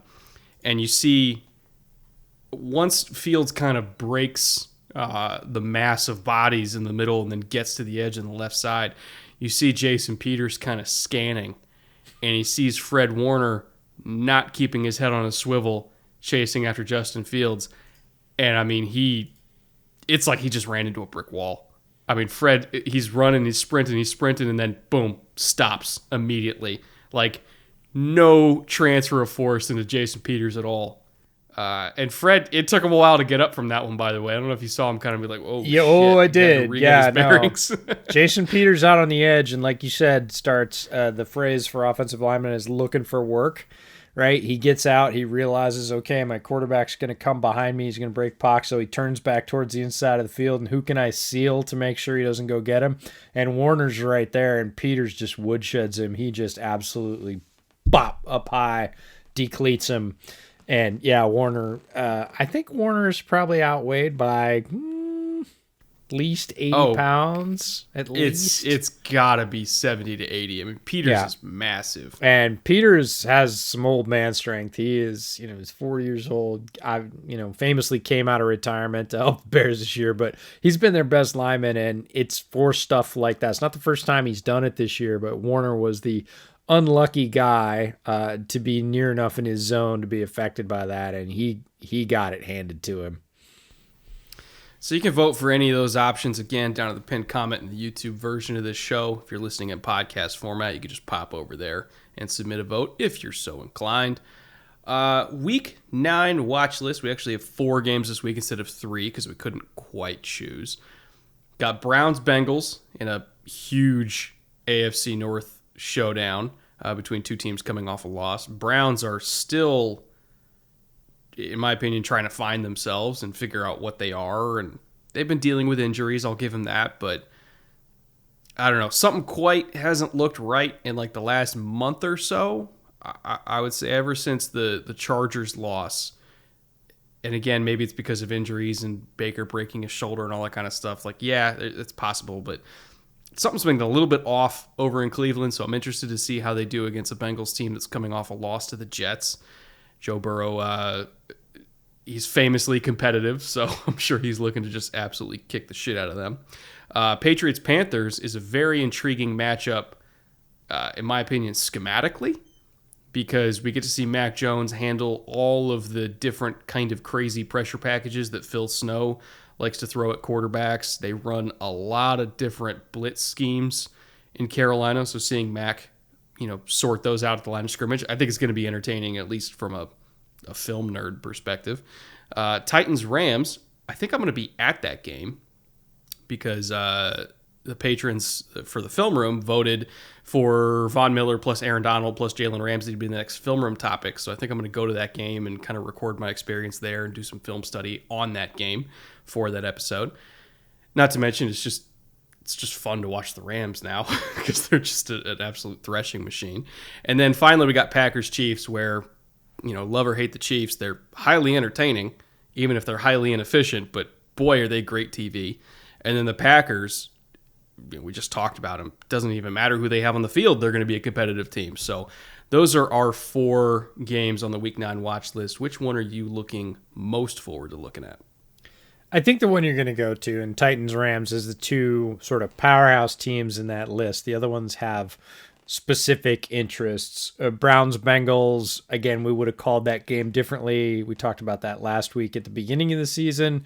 Obviously, things have gone a little bit differently. Bengals are the sort of surging team. Browns are still very talented, but it's a great divisional matchup. That's the interest there. Patriots-Panthers, for me, is all about defense. Like, I really want to see how each defense plays. It's not that I'm for one side or the other. Belichick has shown over and over again his ability to field a very competitive defense every week. Panthers, you did a bunch of film rooms on Phil Snow and all the pressures. And, last year's draft was all defense. So I'm fascinated to see how that defensive struggle plays out in that one. Titans-Rams feels like the 2 most complete teams at the top of their games really going at each other. The addition of Von Miller is just kind of cherry on top stuff there.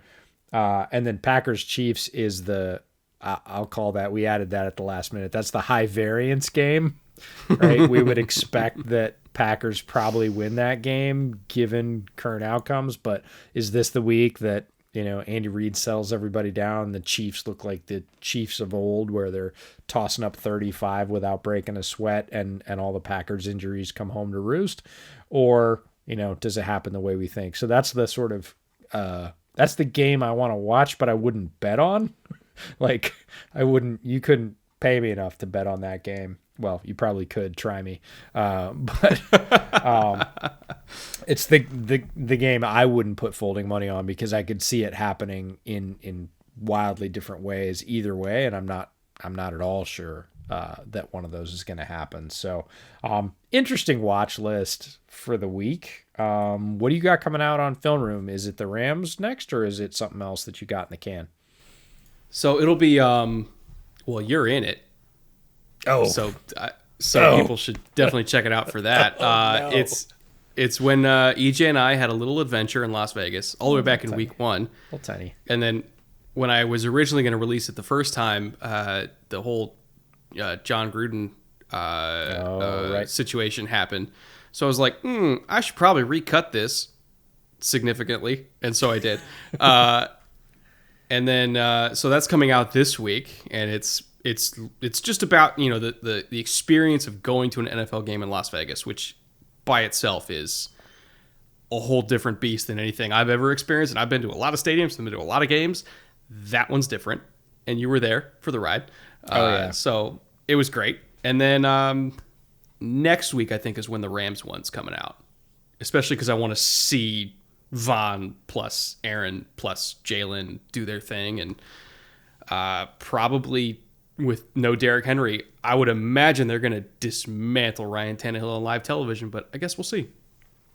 I guess we get to hang on and watch that, and that's the fascination of the NFL every week is on any given Sunday, right? And if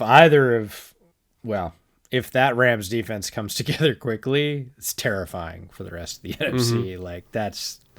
Ugh, I don't envy any offensive coordinators going, so we got Aaron Donald and Von Miller probably playing on the field at the same time for the same team. What are we going to do about that? With Sebastian Joseph Day. Yeah, and that's the thing. And Leonard Floyd. If you go to those second and third levels, it doesn't get a whole lot better. It's not one of those teams that's super high and sort of top-tier talent crust, and beneath that there's nothing.